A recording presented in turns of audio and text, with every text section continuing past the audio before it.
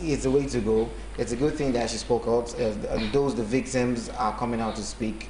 And for those that the ones that are going into this, the lecturers, the students, but the thing is, I think we need to look at it on both ways, on both sides. It's not just the lecturers that are asking. Sometimes students too. Students offer themselves, and sometimes it's a setup. So I think they need to look at both ways of it, evidences, and bring to book who is the victim, who is the culprit, who is guilty, and definitely to curb the whole situation. This is actually very good for our education sector. I hope this is the panels that we need to curb the kind of corruption that happens within the federal universities or just general universities, in Nigeria, where people offer money or offer sex for marks, or where lecturers demand it. This might just be, people now know that there's somebody watching, that corruption has expanded, the idea of corruption has expanded beyond Aso Rock, or the different sectors, government housing and so sectors in the state.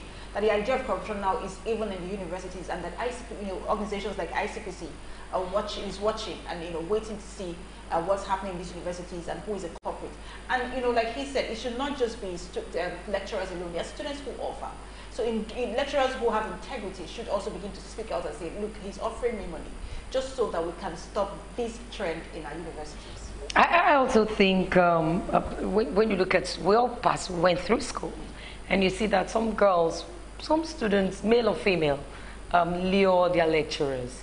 And this will serve as deterrent to those that feel you can get marks, sex for marks.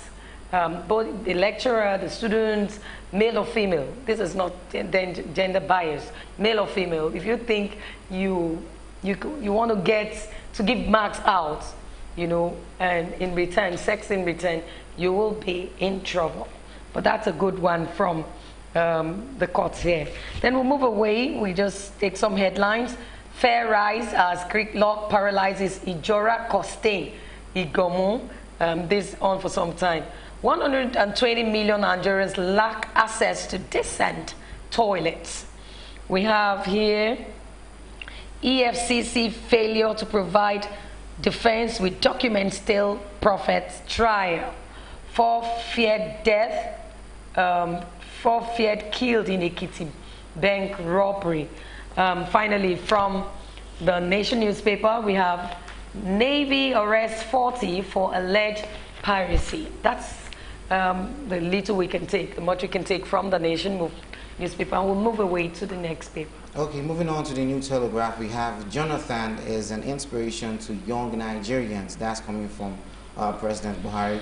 I think it's a good one that the president is commemorating with the past president, Jonathan, in as much as he's PDP candidate. He was a PDP candidate, and this is APC.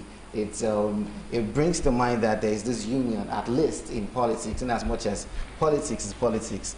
This one says, court approves trial of Dasuki in absentia, and that's on page 8. I'll take that story.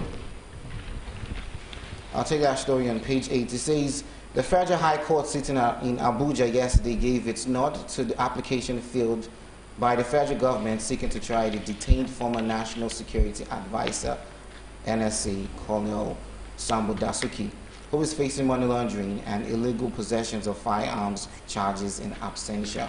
So now the court has approved that they can go ahead with the trial, even if he doesn't appear in court. Yeah, well, it's been done several times.